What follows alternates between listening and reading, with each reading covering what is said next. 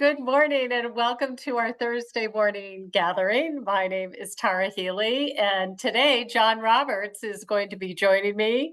John is the operations manager of our Mind the Moment program. So these sessions are brought to you by Harvard Pilgrim Healthcare and Tufts Health Plan, with Point32 Health being our parent company. We've been doing these since the pandemic started, and we are so delighted to have the opportunity over these years to keep them going and to really build a cohesive community.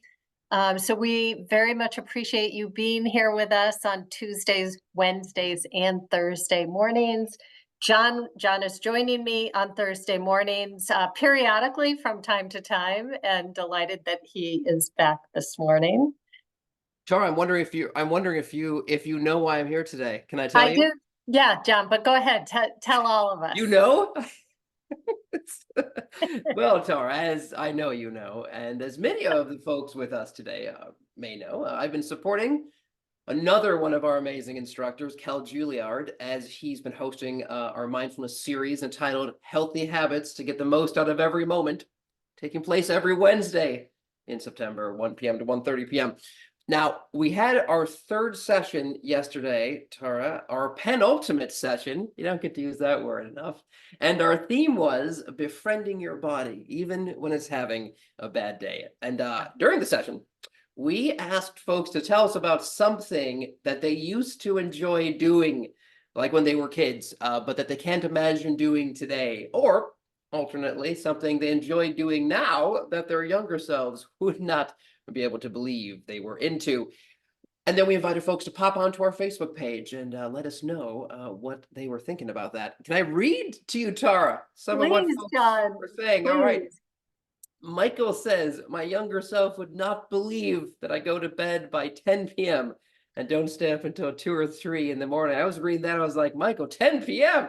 That's so late. I'm like, how can you stay up that late? I agree. And Jen wrote, one thing I used to do that I can't imagine doing now is wearing heels every day. My post-COVID feet aren't what they used to be, right? So, yes.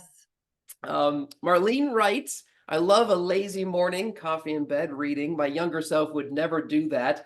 Learning to lean into slowing down has been surprising. Yeah. Carrie wrote, when I was young, I could do a human pretzel. I don't have that level of flexibility anymore. That is so funny. I was saying to somebody that whenever I'm playing with my son on the floor and I get up, I have to think about it. I have to plan in advance. Like, I'm going to be getting up in a minute, so let's start getting my legs ready. Tammy writes, many years ago, I ran a marathon and was faster at every mile than my fastest 5K now. Should I be trying harder, or am I making an age-appropriate adjustment? It's a question I ask myself often about a lot of things. Yeah. That is so funny. Anyone watching right now, if you haven't joined our Facebook page yet, first, we'd love to have you on. I'm just going to drop the link there, and feel free to tell us right now in the chat if there's something that you used to do that you can't imagine doing now, or something. Well, John, yes. I will weigh in on this, because I used to really eat a fair amount of junk food. I'm sorry, this was you used to? This is I've hung out with you, Tara. If I think about my younger self and I think about things I snacked on that I think now, at this point in my life, and for many years, like, I just eat very differently than I ate when I was a younger person. Like, for instance, growing up, we had Tang in our house. Tang, astronauts, remember? Sure. Yeah.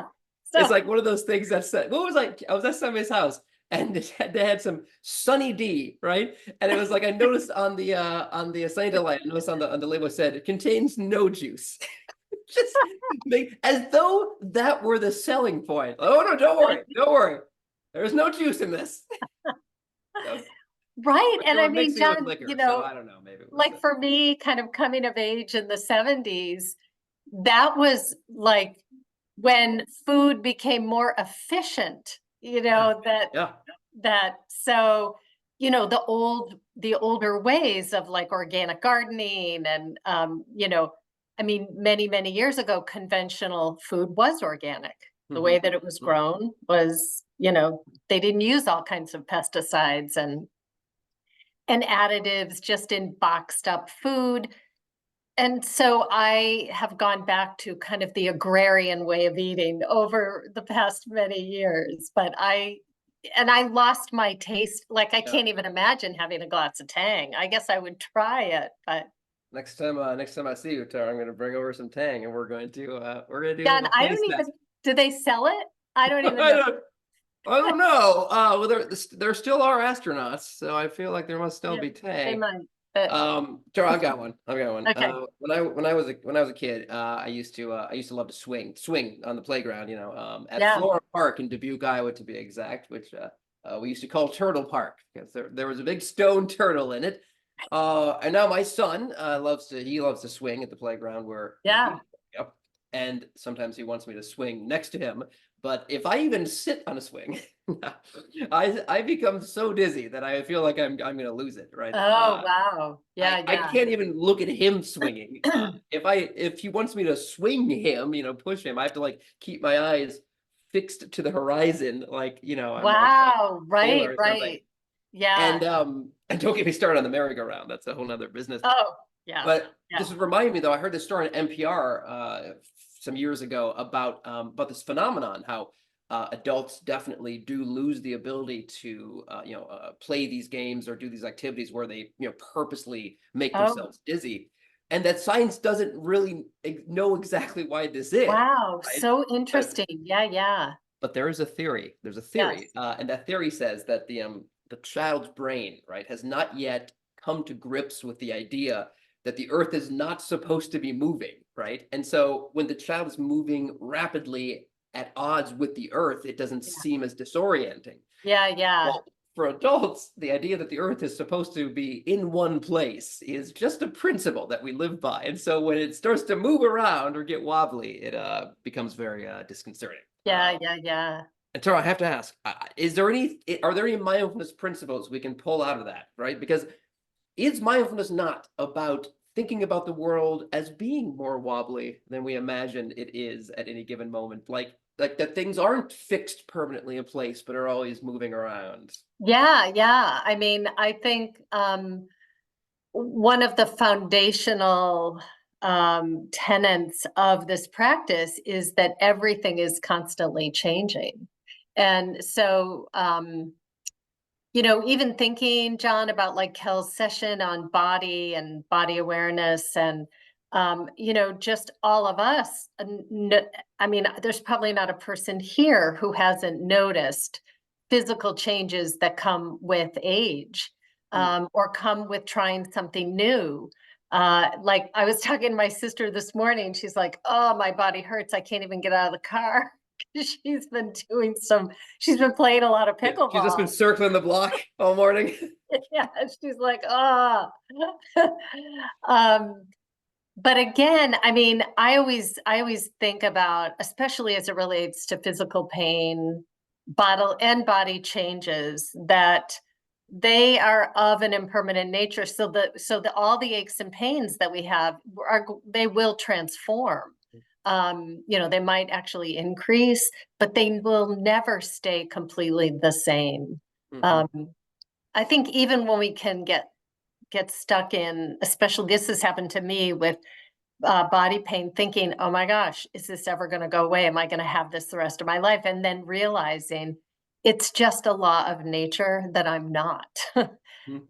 It will continue to flux. So to me, it's always good news. And same is true with emotions, difficult emotions. That those change too. Mhm. So, any final thoughts, John, before we move into Well, practice? Tara, I guess gotta know.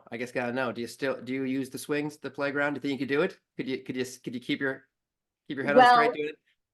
John, I don't know, but one thing I used to do is I used to ride a unicycle, and I have a lot of fear about the possibility of doing that now. You So know someone and you're like, I probably know everything I need to know about this person. And then they tell you that they used to ride a unicycle. And then Listen, folks, I'm gonna let you get on with your session here. Thank you, But John. let me drop into the chat here just places where so we got one more session with Kel next Wednesday. If you haven't attended the first three, that's okay. You Yeah. can still get a lot out of the fourth, or we have all the recordings archived on our YouTube page. So I just dropped a link to the YouTube playlist as well as where you can go to register to attend the fourth session live next Wednesday if you care to. But thank you, Tara. So nice to see you and everyone this morning, and have a Thank you, John. wonderful session. All right. So for anybody that hasn't opened up the chat, please go ahead and do that and select everyone from the drop-down menu. We'll save time at the end for Q&A, and it's also an opportunity to share resources or ideas or ask questions. And of course, if anybody needs to hop off, that's fine as well. So our practice will be about 10 minutes this morning. So go ahead and settle into a posture that you feel is going to be most supportive for you. So that could be standing, lying down, or seated. If you're tired, I would suggest keeping the eyes open. Well, if you're standing, definitely eyes open, gaze down. Seated, you can keep your eyes open, gaze down, or you can close them. So go ahead and select a posture and make subtle movements so that you are seated in a way that feels, grounded and stable, upright and engaged, yet with ease. So not too tight and not too loose, and letting go of all that has happened so far this morning, releasing anticipation of what's next. And just allowing this time for yourself. So bringing the mind and the body together, nowhere else to be and nothing else to do. Allowing this time for practice. And notice how your body is from the activity of your morning. So what sensations are you aware of? It could be the points of contact with the back of the body and the surface.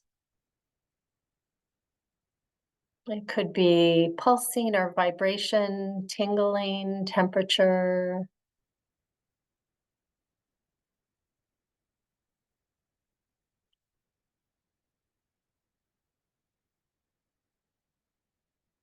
Take a moment to expand awareness to include sound that might be occurring in the room or outside of the room. I'm not labeling what's making it, but just a soft mental note, hearing, engaging that sense experience of hearing.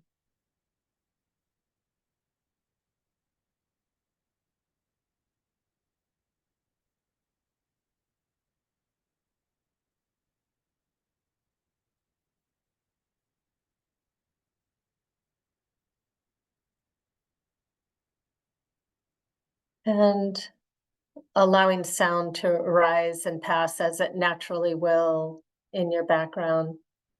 Bringing awareness back inward to the whole body. And let's look for an anchor for the wandering mind. So as you breathe in and out at whatever is natural for you, you don't have to change your breath. Where in the body is it most easily felt? So as you inhale and exhale, could be the rise and fall of the belly, abdomen, could be the chest, even the nostrils. It's also possible that you're, again, feeling from the inside the whole carriage of the body, the movement, tracking that with your attention. And each time thoughts slip in, which they will, and you notice, soft mental note, thinking, soften the body and return to the various sensations that are easy for you to attend to.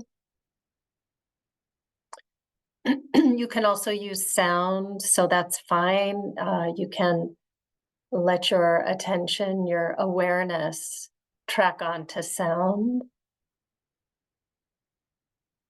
Or you could take the palms of your hands and rest them on the top of your thighs, and the point of contact could be your anchor.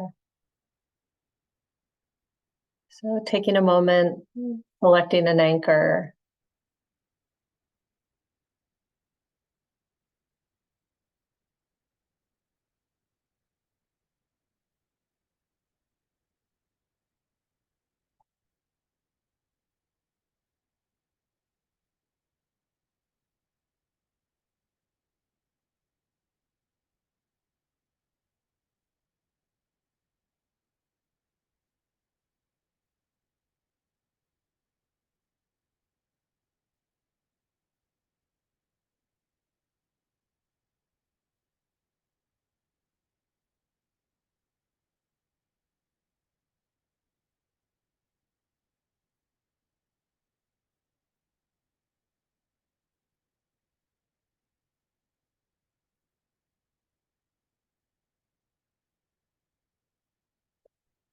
And noticing where the mind is and releasing the narrative, the planning, or the memory, softening the body and returning again to your anchor.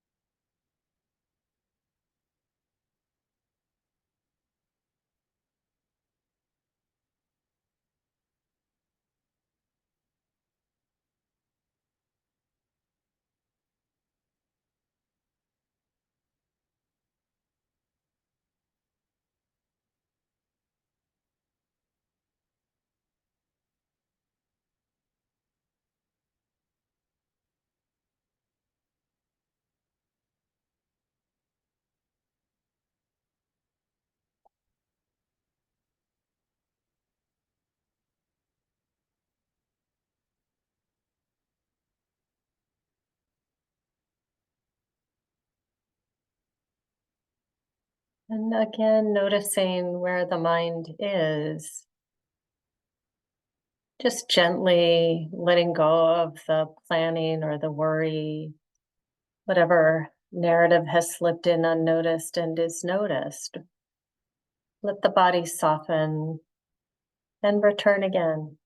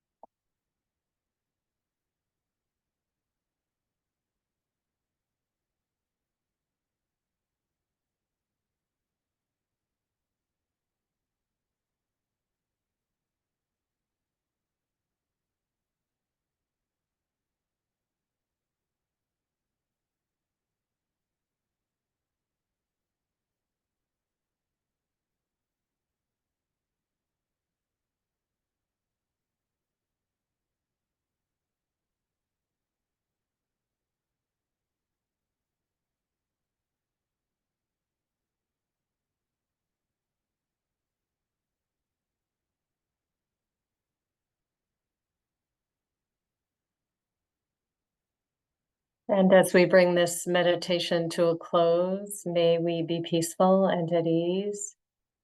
May our heart be soft and open.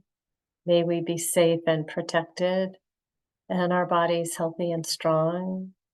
And whatever good comes of our practice, may it be of benefit to all beings. And so if your eyes were closed or open and gaze downward, taking a moment to reorient to the room you're in, maybe look around, do a little bit of a stretch. So that was that was a little bit over. It might have been 11 minutes or so. But feel free, of course, if anybody needs to hop off, but otherwise, we can hang out for a little bit and chat. And, one of the things I was thinking with John on this morning, and there was a lot of energy in our conversation, which has the potential to be stimulating. And, I could feel that kind of stimulation from animated conversation in my own body. And, one of the practices with that is just to actually allow yourself to feel the physical sensations associated with the interaction. So, uh, but this is true for so many aspects of life and our emotional life with this practice. So whether it's, just like a happy animated conversation, or it's a difficult conversation, or there's fear, that you can always tap into the wisdom of the body and actually come out of the stories in your head and into how's the body physically feeling with a receptive attitude. And that's the attitude we bring to practice is so key. And it's actually a helpful question to drop in is what is my attitude in this moment? Am I feeling resistant, or is the judging mind engaged? And the thing is, the judging mind has a place. It can keep us safe and help us make good decisions, but it also can be on overdrive, and we can question it. And that's part of the beauty of practice, is that, we can call these things to mind and say, is that true? Is this really true? So I just noticed that after John and I finished the conversation starting, I can feel a certain amount of being amped, and not trying to push that away, but literally just allowing myself to feel like the physicality of that, and that this is such a useful, helpful part of practice. Even naming something. So if it's fear or anger, and the naming means the culprit, so to speak, is seen, and it loses a little bit of power often because of that. Like, you're no longer lost in a narrative. You see clearly what's going on, where the mind is going, what a habit pattern of mind might be, just allowing the body to soften to the degree that you can, and then receive the physical sensation. Now, the mind might go right back up into story, but you'll see that again. That's the beauty of practice, and why we call it a practice. You'll see that again. Not a problem. Thinking, soften, coming back to the body. So I don't know if that resonates for anybody, but it felt that it was present for me this morning with practice, and just wanting to offer some suggestions on how to work with various emotions. And clearly with John and I this morning, it wasn't in any way a negative emotion. It was playful and positive, and I could feel somewhat amped up from it. I think of many of the teachers I've studied with when they went to Southeast Asia to practice, and conditions were anything but perfect and very loud. And how they worked with it rather than, of course, resistance is natural, but then releasing that resistance. So anyway, anybody, laughter today was refreshing. Oh, good, Francis, I'm glad. And Colleen, thank you for your comment too. And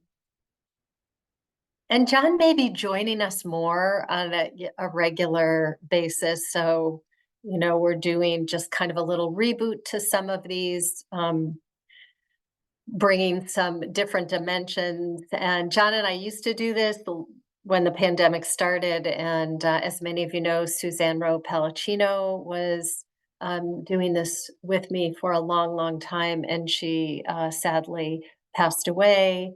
And I know she would be so happy to know that these sessions are still going strong and we still have a great community. So I always feel she's with us in spirit.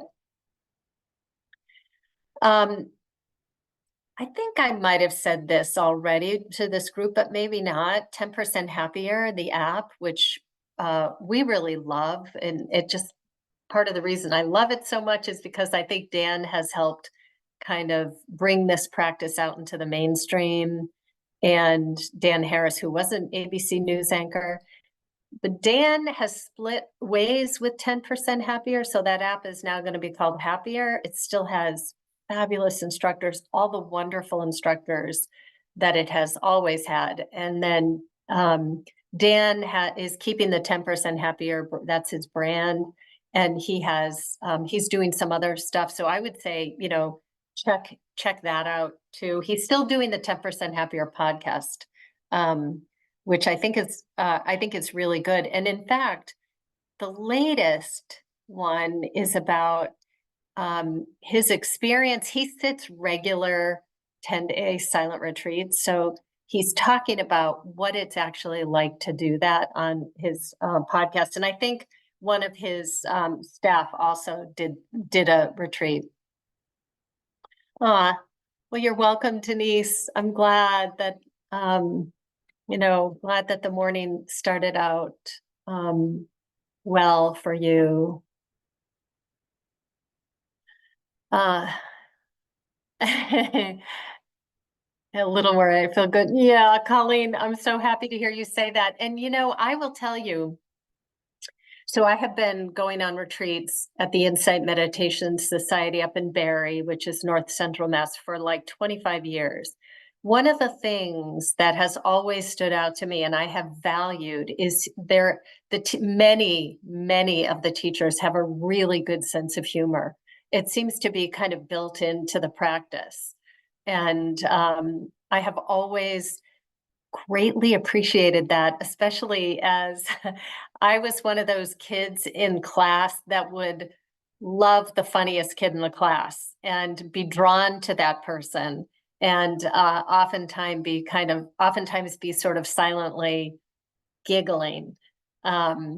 So I appreciate that there is actually a lot of joy and a lot of humor in this practice. So I'm glad that it has set a good tone for some of you this morning.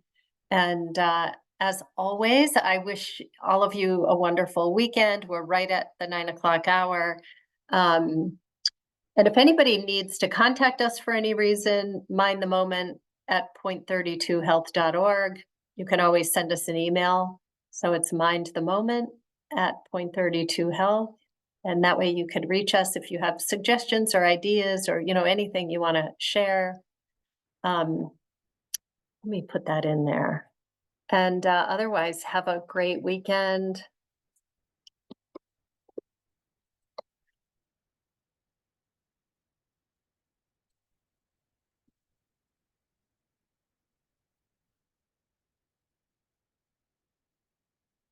So MindtheMoment at point32health.org.